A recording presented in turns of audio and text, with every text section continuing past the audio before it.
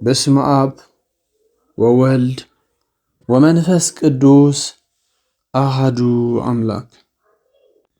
ናብ ናይ ንስሓ ጓሉ ዝተለኣኸ ደብዳቤ ቅዱስ ገርገርዮስ ዘእንዜናዙ ናይ ንስሓ ውላዱ ንዝኾነት ኣብ መርዓዓ ክርከብ ብዘይምኽኣሉ ዝለኣኸላ ደብዳቤ።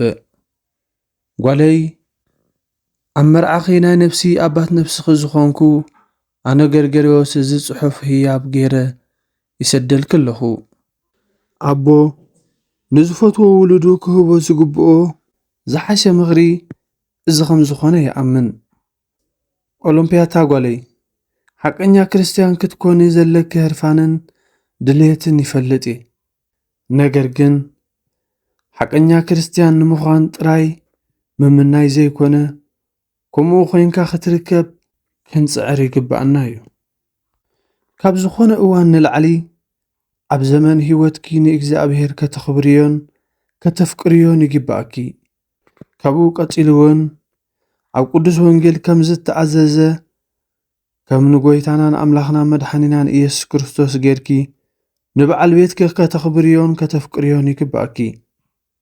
እስከ ክሓተኪ ጎይታኣን ፈጣሪኣን እትኽብርን እትፈቱን ጓል ብኸምዚ መንገዲ ንበዓል ቤታ ከመይ ጌራ ከተኽብሮን ከተፍቅሮን ትኽእል?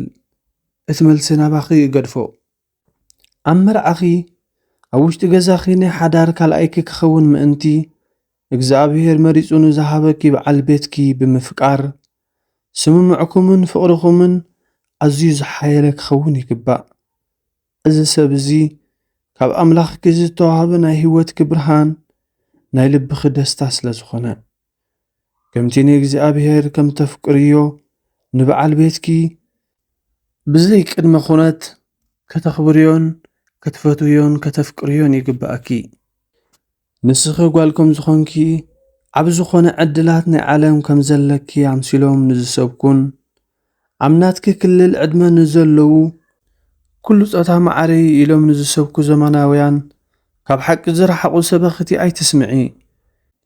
ናይ ሓዳር ግዴታ ወይ ድማ ዋና ዓላማ ሓሰቢ ብኸምዚኣቶም ግዴታዊ ዝመስሉ ዓለማዊ ዜናታት ከይተጸለኺ ናይ ቤተሰብኪ ተግባራት ንምትግባር ማዕረ ክንደይ ትዕግስትን ጽንዓትን ከም ዘድልየኪ ትፈልጢ ኢኺ።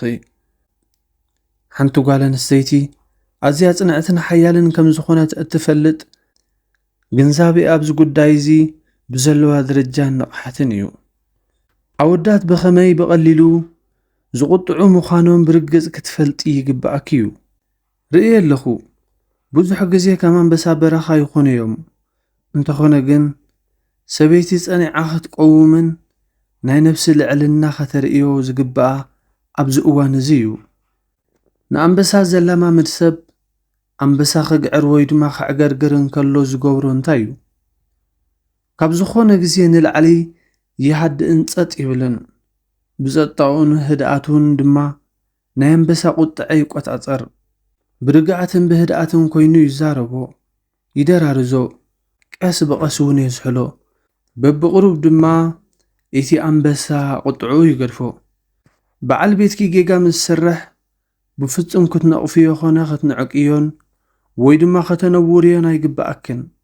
ብተመሳሳሊ መንገዲ ክሰርሖ ዘለዎ ነገር እንተዘይሰርሐ ካብኡ ብምብጋስ ውፅኢቱ ደስ ዘየብል ዋላ እውን እንተኾነ ኣዝዩ ዘየድሊ ነገር እዩ ኢልኪ እተሓስብዮ ምስ ዝገብር ንበዓል ቤትኪ ምንዓቕ ካባኺ ከተርሕቕዮ ብፍጹም ኣይግባአክን እዩ።